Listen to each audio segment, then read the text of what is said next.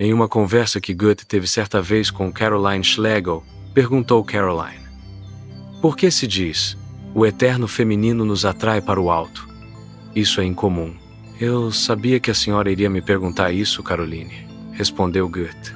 E justamente a senhora eu queria confiar que não escrevi estas palavras sem dor. Estamos entrando em um novo século. Em um século no qual o eterno feminino será cada vez mais relegado, para ceder lugar ao Moloque sem alma do intelecto. Não será um bom século, Caroline. Goethe se enganou nessa previsão? Infelizmente não. O Moloque intelecto dominou e governou no século que veio, soterrando sob seus escombros também o eterno feminino. Necessita essa constatação ainda de uma confirmação especial? Basta um olhar para os cinemas e muitos palcos de teatro. Um olhar para os programas de televisão, para certa literatura moderna, para a propaganda. A isso se acrescenta um olhar para os consultórios médicos, hospitais, sanatórios e casas de convalescença, para onde a sobrecarga física e psíquica da mulher, em última análise, deve levar. É verdade que, de tempos em tempos, representantes de todas as profissões, da imprensa, rádio, cinema e televisão, se reúnem em um congresso para tentar esclarecer os conflitos que, em grande antagonismo, hoje pressionam fortemente a vida da mulher, sem, no entanto, encontrar uma solução. Ressalta-se, porém, que é tarefa da mulher, e continua sendo, trabalhar em sua imagem e dar-lhe, no futuro, mais conteúdo e forma. Formai a verdadeira imagem da mulher é, portanto, uma incumbência dirigida diretamente à feminilidade. Aqui devemos logo colocar nossa pergunta. Pode a mulher de hoje fazê-lo? Pode ela encontrar novamente o caminho para fora do dilema no qual caiu devido à reestruturação de nossa sociedade nas últimas décadas? Com suas próprias forças, apenas com impulsos materiais e a atual cosmovisão dominante, ela não poderá mais fazê-lo. Porque essência, destinação e tarefas da mulher, sim, até sua posição em todo o âmbito da criação da humanidade, há muito se tornaram conceitos obscuros. Cada vez mais ela se afastou do verdadeiro saber da criação, renunciou assim ao conhecimento sobre o sentido de seu verdadeiro ser e perdeu o caminho que, para ela, poderia ser sua única ajuda e orientação. Retrocedamos apenas um curto período de nossa história recente e reconheceremos que as duas grandes e terríveis guerras mundiais, bem como o subsequente e incessantemente crescente desenvolvimento gigantesco de todas as áreas da vida, deviam trazer consigo uma mudança com a qual a geração viva só com dificuldade consegue lidar. Paralelamente, ainda correm abalos fundamentais nos destinos dos povos, nos problemas raciais, nas descobertas científicas, na fé. Para onde quer que olhemos, é necessário lidar com as novas conquistas e desenvolvimentos. Nesse processo de transformação mundial, a mulher já não está mais à parte, mas sim no meio do processo de fermentação. Da outrora ridicularizada defensora dos direitos femininos, a sufragista da virada do século tornou-se, com veemência, cidadã com direitos iguais, com todos os direitos e com todos os deveres. A escolha das mais diversas profissões lhe foi aberta. Profissões que antes estavam ligadas a uma renúncia ao matrimônio, como a de pedagoga, de professora, podem hoje também ser exercidas como esposa e mãe, juíza, jurada, policial criminal, prefeita e pastora. São profissões nas quais a mulher pode atuar de modo extremamente benéfico. Tais grandes progressos no campo de atuação feminino deveriam, de fato, entusiasmar-nos a todos. Mas ninguém pode servir a dois senhores. Essa verdade elementar também não pode ser ignorada pelas mulheres de hoje sem que sofram prejuízos. O exercício de várias profissões simultaneamente, como vemos em muitas mulheres que trabalham fora, sendo que a profissão de dona de casa já há muito é considerada um trabalho pesado, levou a uma sobrecarga da mulher.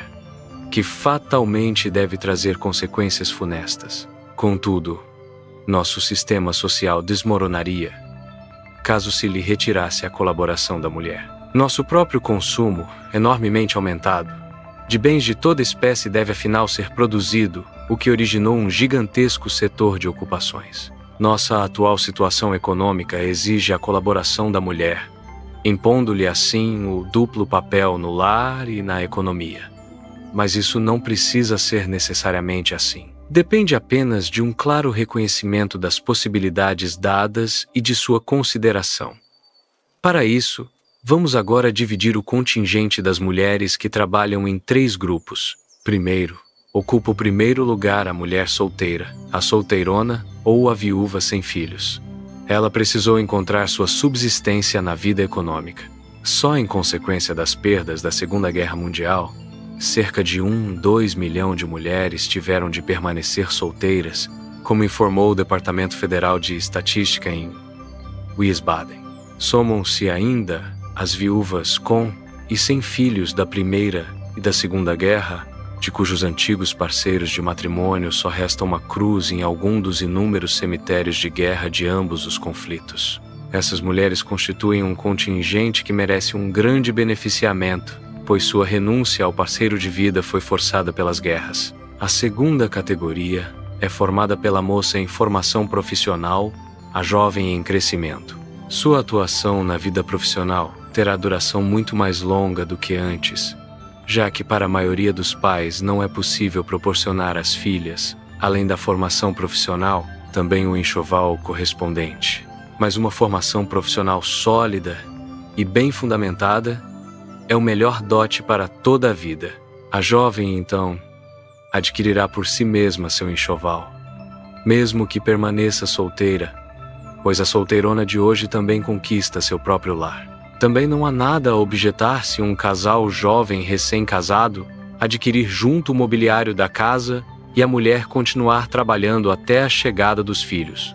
Com essa mudança decisiva em sua vida, a mulher entra em uma nova fase de suas possibilidades, a da maternidade. Essa tarefa exige o ser humano por inteiro, enquanto o parceiro assume então a posição de provedor da família criada. Quando mais tarde os filhos se tornam independentes e constroem por si a própria existência, fica a critério de cada mulher retomar, ao lado do reduzido lar, sua antiga profissão, caso isso corresponda a seus desejos ou necessidades. Chegamos assim ao último grupo de mulheres que trabalham: a dona de casa e esposa e mãe de filhos menores.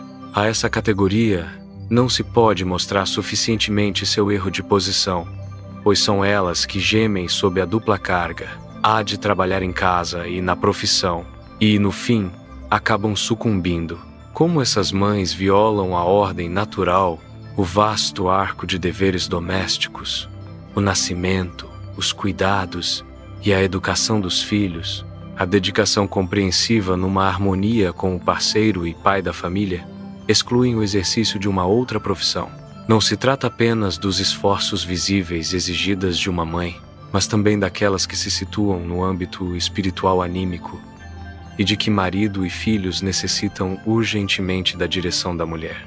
Devemos nos perguntar como pôde surgir, afinal, a errada posição dessas mães? Do outrora exagerado conceito de matriarcado, essas mulheres se contentam com uma maternidade cumprida de modo acessório. Será que a mulher já não se sente suficientemente preenchida pela tarefa da maternidade, ou se agitam nela forças que aspiram a realizações maiores? Reconhece ela que a maternidade não pode ser a tarefa suprema, a meta de sua vida, e por isso lhe dá menor atenção? Aqui precisamos despojar de sua aparência um conceito desviado ao longo dos séculos, o de que a maternidade seria a suprema meta na vida da mulher.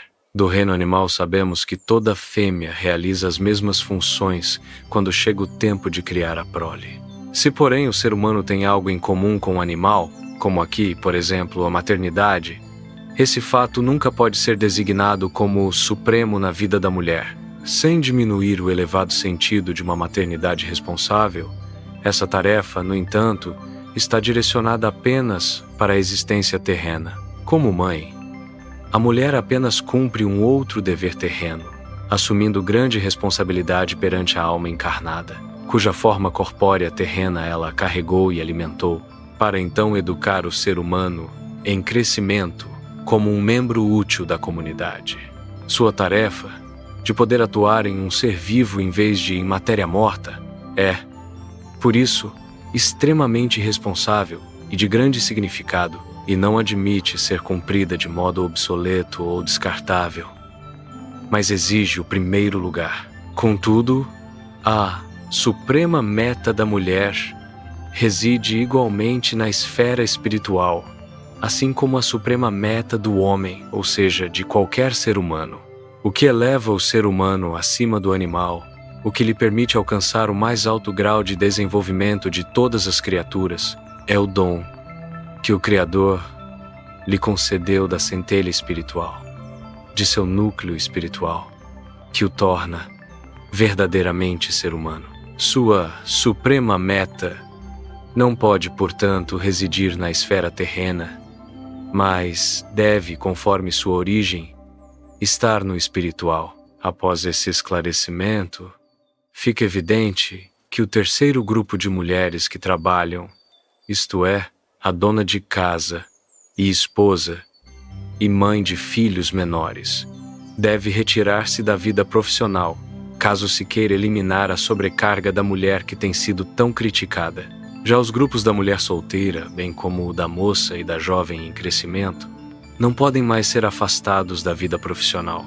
Devem, porém, procurar atividades que não masculinizam, a contínua tecnificação de nossos lares e uma reforma alimentar bem planejada possibilitam também o exercício profissional ao lado das tarefas domésticas. Se, portanto, a mulher atuante na vida econômica ainda der preferência a uma profissão o mais feminina possível, aplicando no lugar certo seus valores, então não será sobrecarregada por exigências que não são compatíveis com sua natureza. Ela não necessita de modo algum cair em uma competição de desempenho com o parceiro masculino por uma igualdade de direitos mal compreendida. Segundo as leis da criação, a mulher ocupa o lugar do atuar passivo. Cabe a ela a atuação mais delicada, a de conservar e cultivar valores criados, em complemento à parte masculina, que atua para fora e cria. Assim, possui possibilidades muito melhores de absorver as forças irradiantes de esferas mais elevadas, das quais nossa Terra recebe todas as condições de vida, para então transformar elas, embelezando e beneficiando o ambiente em que atua. Somente assim, fiel à sua tarefa, empregando os valores que lhe são inerentes para a elevação da humanidade, pode cada mulher, em qualquer lugar, quer como mãe, na profissão ou no lar, atuar de modo construtivo e determinante. E somente assim ela também ajuda a formar a imagem da verdadeira mulher, da qual a humanidade de hoje, perdida no caos, anseia com profunda saudade.